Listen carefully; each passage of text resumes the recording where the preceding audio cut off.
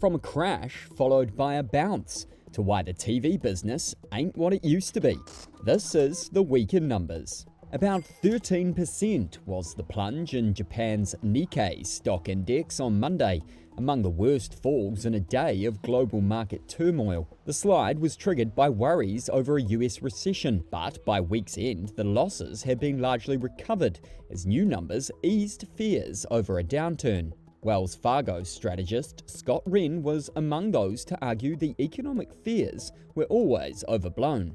What you're going to see in coming weeks is data, whether it's earnings, whether it's economic data that says, yes, the economy is slowing, the labor market's weakening, but they're not weakening or slowing substantially. Over $9 billion was the charge at Warner Bros. Discovery as it wrote down the value of its TV assets. Later, Paramount Global cut the value of its assets by $6 billion.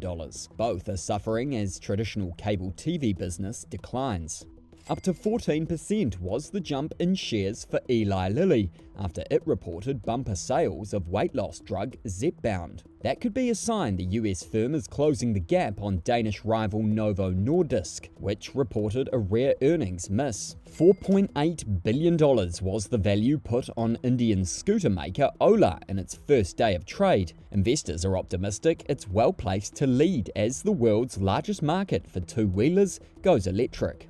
And $6 million is how much money Qantas is cutting off the exit pay for former boss Alan Joyce. That's after a damning report blamed him for alienating customers, staff, and shareholders.